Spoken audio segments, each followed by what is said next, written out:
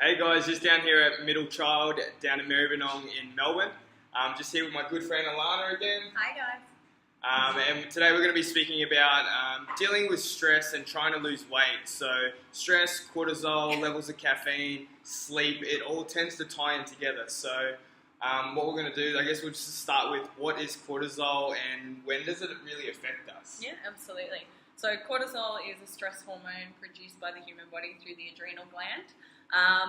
Cortisol is a necessary hormone because it helps us to deal with stress. Deal with stress, okay. Yeah. So essentially the body usually has mechanisms to help us out, but often we overuse those mechanisms, and that's where problems start to arise. Cortisol levels start to spike, stress starts to spike. Exactly right. So if you think about it this way, we have little stresses day to day in our lives. No matter what we do, something's going to stress us out during the day. When I'm running late for work, things like that. Exactly right. Or just traffic, or a deadline that you're afraid you're not going to meet. Little things like that, day to day, are going to happen. And as they pop up, your cortisol levels will rise slightly, and those cortisol levels will help your body to deal with that stress. So it does that via several different mechanisms. It has inflammatory and anti-inflammatory mechanisms. It has immune response mechanisms. It can control your blood sugar, so on and so forth. So your cortisol can be both good and bad? Absolutely it can, yeah. So when cortisol levels are managed correctly, so when we're getting proper sleep, when we're having, small periodic stresses in our lives, but we're having time to recover from them and so on and so forth, cortisol is only a good thing. It's helping us to keep everything in the body in homeostasis. Sure. When those little stresses get out of control, or when we start putting stresses on our own bodies outside of the norm, that's when cortisol can become an issue. You're saying if we don't control our stress, that's when this hormone cortisol will actually rise. Absolutely. And then become bad. Absolutely. What ways, if our stress levels that we can't control get really high, how now, is cortisol a bad thing? Okay, so basically what happens with most things in the human body, and you can look at this from several different perspectives. Diabetics overproduce insulin in response to sugar, and therefore over time their pancreas starts to get tired and doesn't produce as much insulin anymore. Similar thing happens with cortisol. So if you're chronically stressed, so if your stress levels are up and they're remaining up for a prolonged period of time, eventually the adrenal cortex doesn't have much cortisol left in it. Okay. So your body therefore can't then respond to new stresses that are happening to your body. And it starts to build that inflammatory response. Exactly right. So the inflammatory response, often body fat starts to come on, so gluconeogenesis kicks into gear because the body's trying to look after itself and save itself. It's getting mixed messages. So from a muscle mass perspective, several studies have shown that high chronic cortisol levels will create metabolic damage. So essentially you will start to digest your own muscles over time. Funny that you say that. I actually had a friend call me last night. Yeah. And she was just like, got pulled over, received a $350 fine for being on her phone, right? Again, you can now see where this is heading. So high levels of stress, cortisol. But what my biggest question was when you said metabolic damage, right? So we were talking about gut inflammation and stomach. She actually called me saying that I got this fine today, I lost 3 demerit points. The stress levels went through the roof, but she also mentioned that all day, she had breakfast, lunch, but all day she was suffering from really bad bloatingness in the stomach. Absolutely. Would you say that stress also ties into inflammation in the gut? Definitely. So there are 1,001 reasons why we get inflammation in the gut, but stress will always exacerbate them. Okay? Awesome. So no matter the situation, whether you have gastritis because you've had an infection, or whether you suffer from irritable bowel disorder, so on and so forth, no matter what the initial cause, high cortisol levels are always going to antagonize that. So when you think about all of the pathways in the human body, your immune system is affected by cortisol and your inflammatory system is affected by cortisol.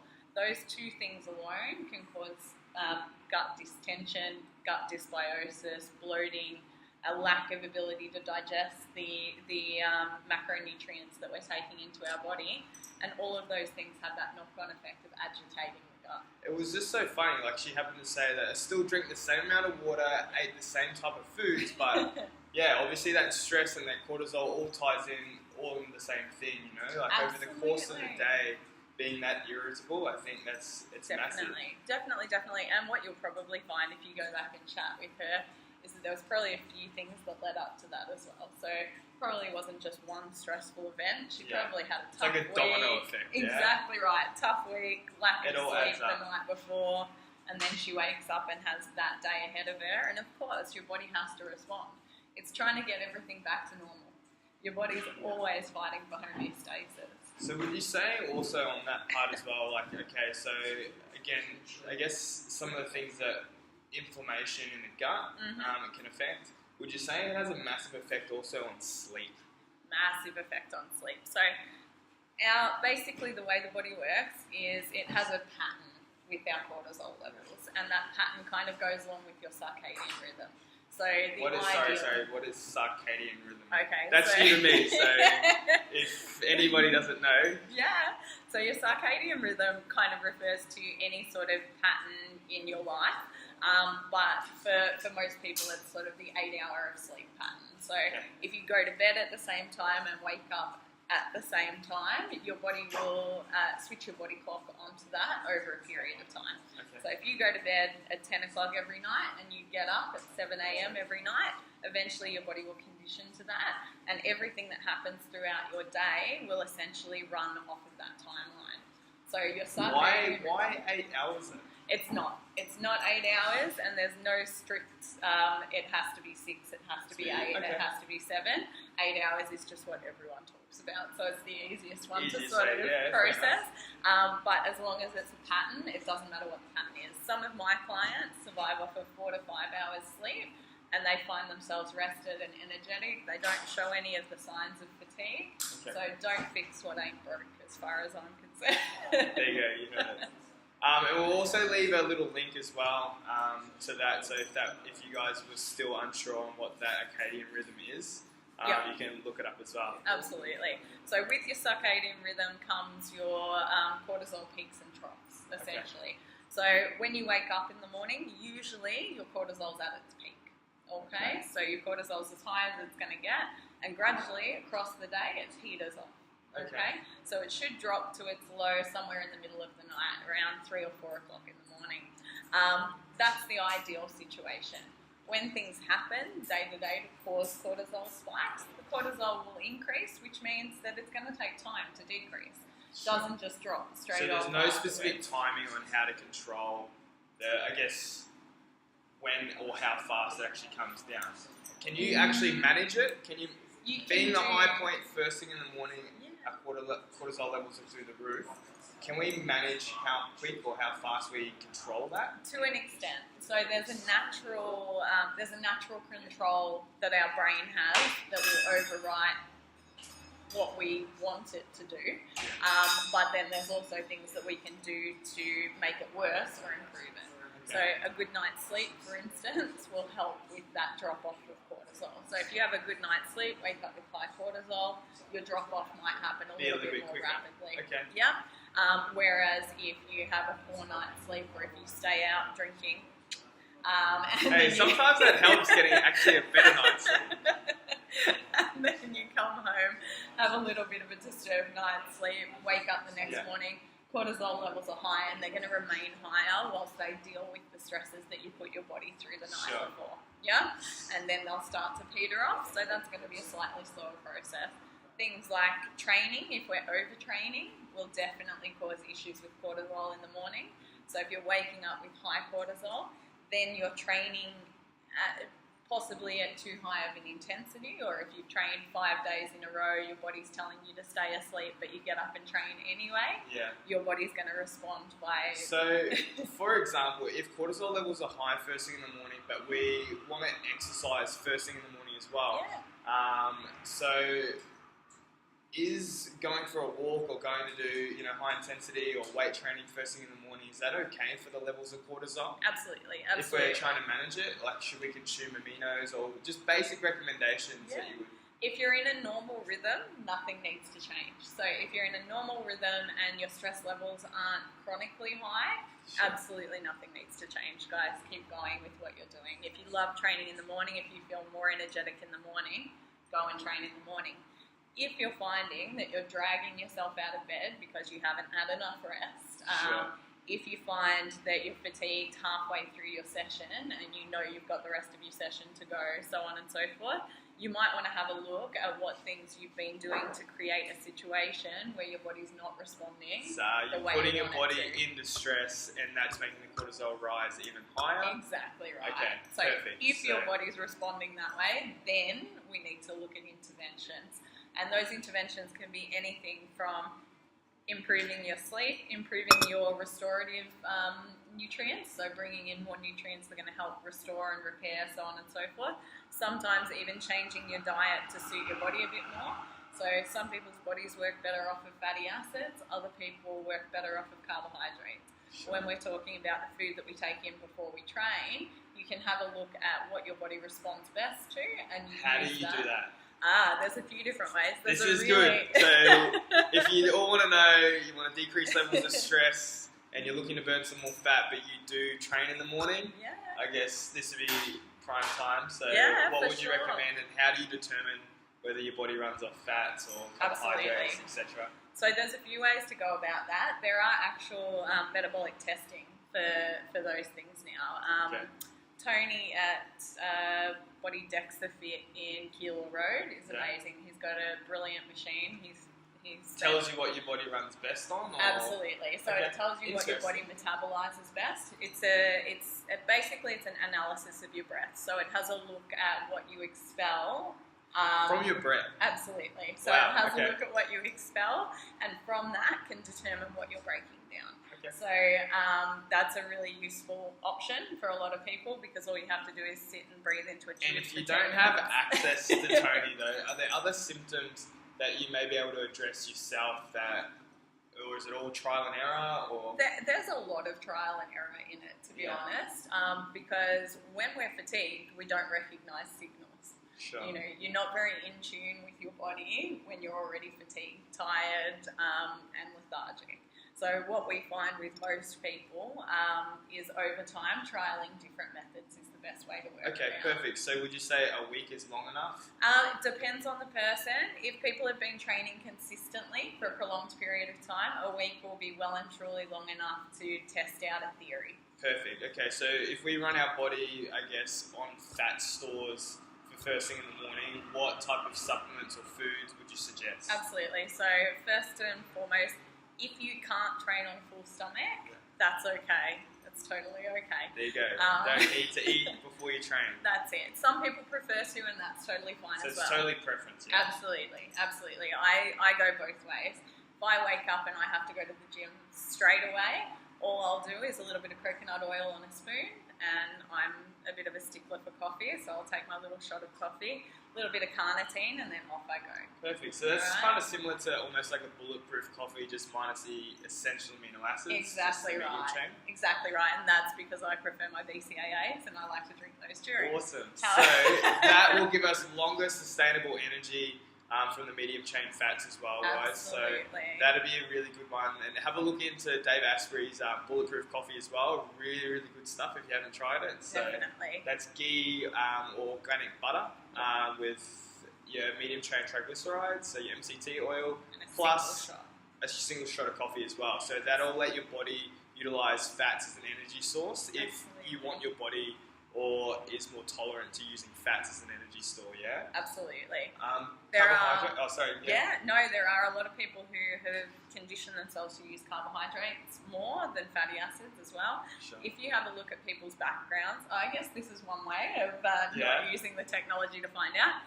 If you have a look at the sports you played growing up or the sorts of sports that you were always good at, you'll probably get a good idea of what substrate you use more of. Oh, perfect. There we go. So looking through back past history of exercise and what we've always used to doing, That's I think it. that would give us a good indication as well. Conditioning your body to something, you can't uncondition it like that. You've got to work your way to it. So usually, if people have done sort of high intensity Tight typical workouts and team stuff sports, like that. that sort of jazz, they're more likely going to be able to use those carbohydrates than the people who've always done endurance sports.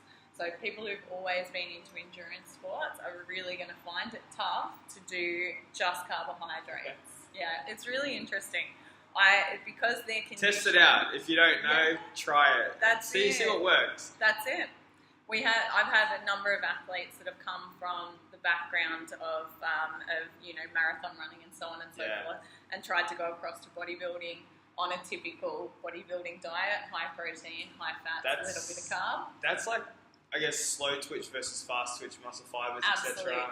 Looking at that training and stuff like that. And how our body can switch. So people who've done the endurance athletics, they are usually pretty good at switching from the carbohydrate metabolism to fatty acid metabolism. Yeah, sure. Whereas people who've only ever done strength training need that initial, I guess, burst. Strength training, or what's the word I'm looking for? HIIT. Anything that is high intensity, or anything that's sporadic, you're going to need anaerobic.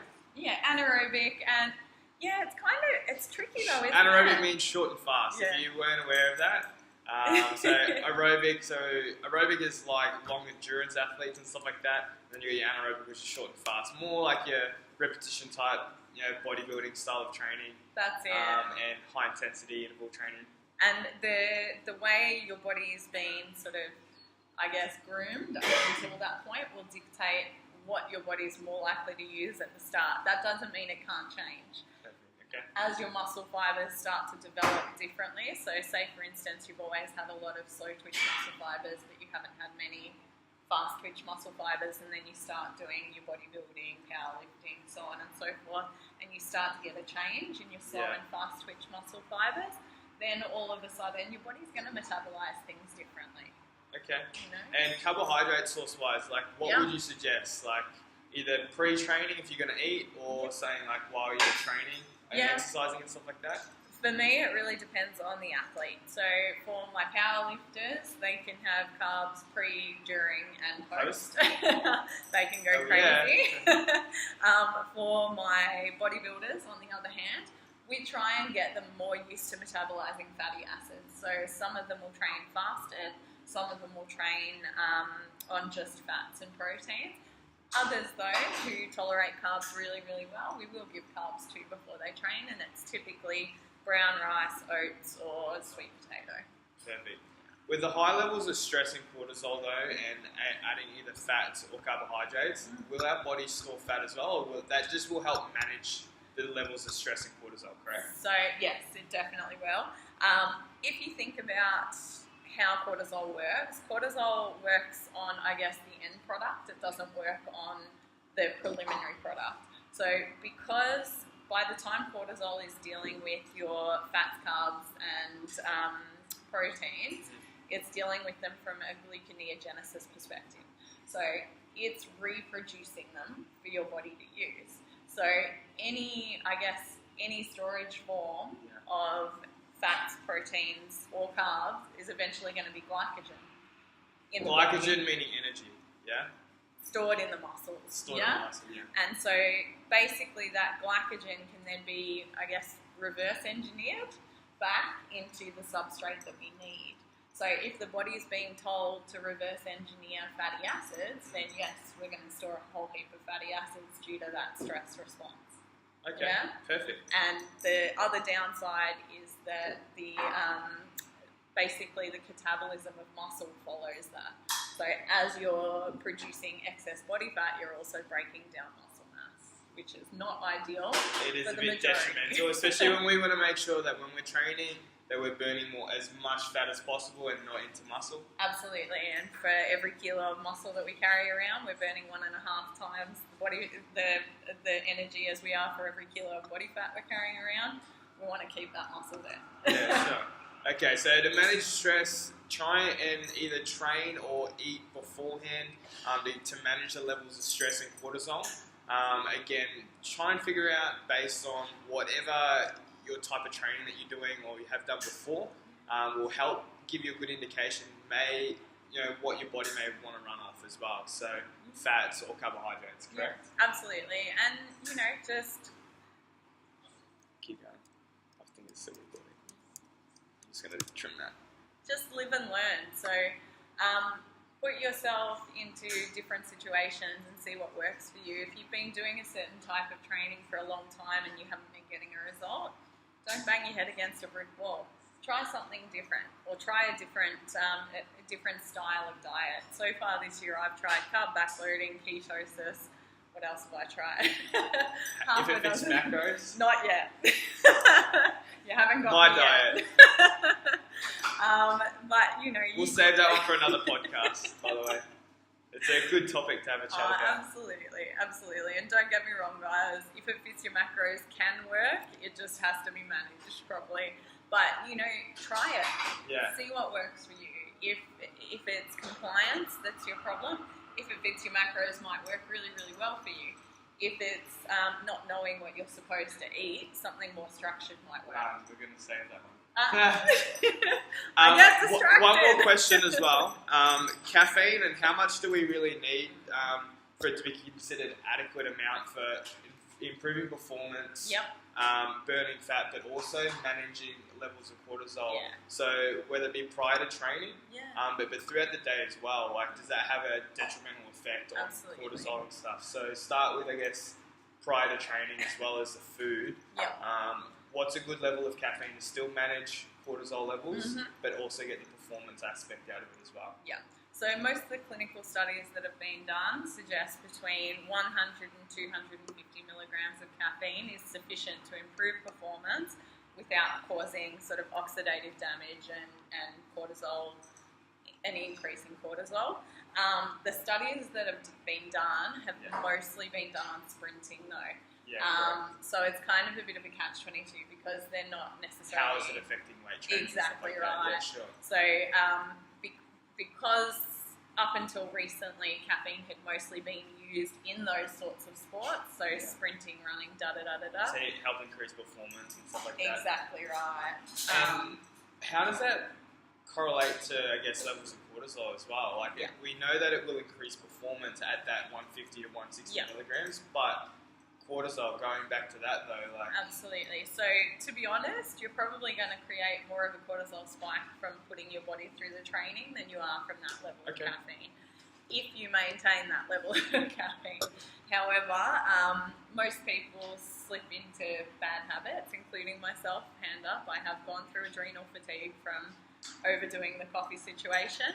And anything over about 300 milligrams of caffeine a day, there have been associated risks with either increases in cortisol or burnout of the central nervous system. So it's kind of like if you have an influx of too much caffeine, even throughout the day, guys, you can almost build I guess, would you agree that it builds you're burning the candle at both ends, right? Definitely. So you then start to bring fatigue as well as cortisol as well as stress. Absolutely. And you kind of burn out. In my opinion anyway, and what I've seen through different various of clients and stuff like that, that it is the number one biggest killer. Yeah.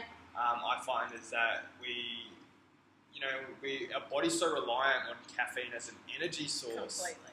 And again, levels of cortisol go up, gut inflammation and tolerances start to go up as well. Absolutely. I find, would you say there's a lot of time with that? Completely. And the problem is, your tolerance level goes up, which means it takes a shorter and shorter time to get the fall off.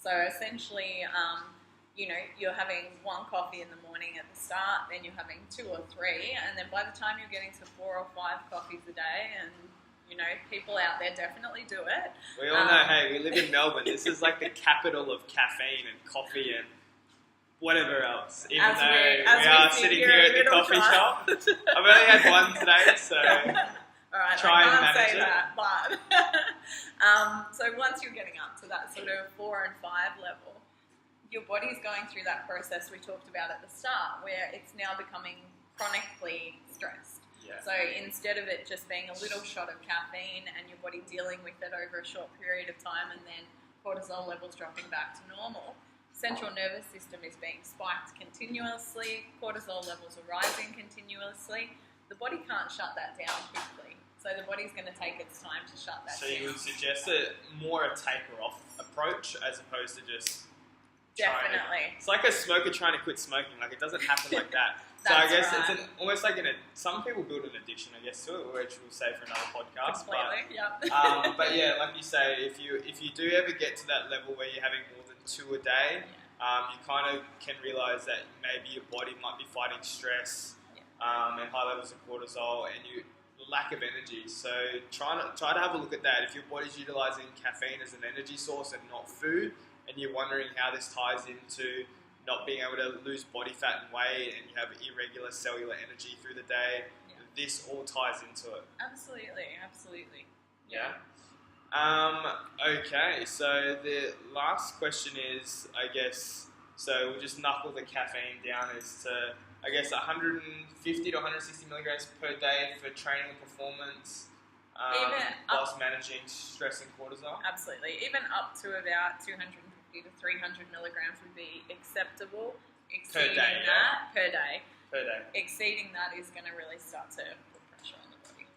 Okay, perfect. So, guys, again, me and Lan, general conversation that we like to have all the time, so we thought we'd put it on video. So everything that we discussed today, if there's any links or anything like that, we'll make sure we link it here below, so you guys can check it out, or if we've given any reference to any studies or anything like that. So thanks again, Lan, and we'll tune into the next one. Thanks, guys. See you later, guys.